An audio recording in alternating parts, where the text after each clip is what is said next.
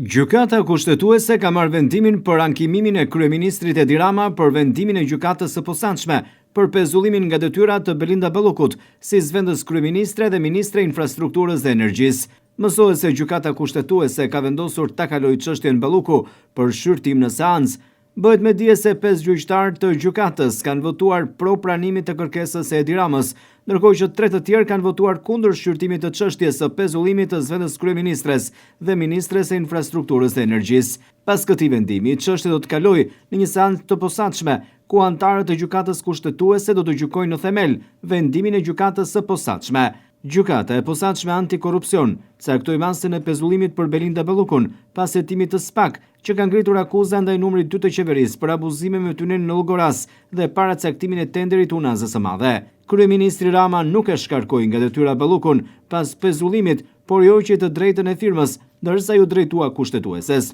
Qeveria kërkoi të zgjidhej mosmarrveshja e kompetencave e krijuar mes saj dhe GKO-s dhe shfuqizimin e vendimit për pezullimin nga detyra.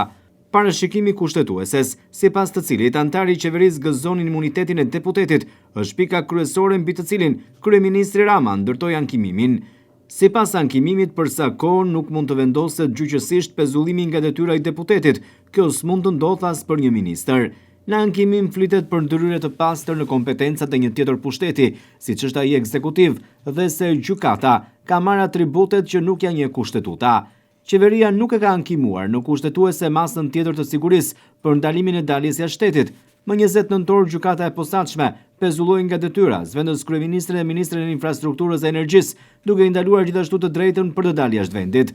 Ajo është marrë e pandehur për procedurat në tenderin e tunelit të Llogoras dhe është në hetim për tenderin e lotit 4 të Unazës së Madhe. Në të dy raste dyshohet se fituesi është paracaktuar. Në mas janë edhe Gentian Gjyli dhe Eral Delezi, të cilët akuzohen për shkelje të barazisë në tendera për ndërtimin e tunelit të Llogoras. Elezi është dyshuar edhe për tenderin e lotit 4 të Unazës së Madhe.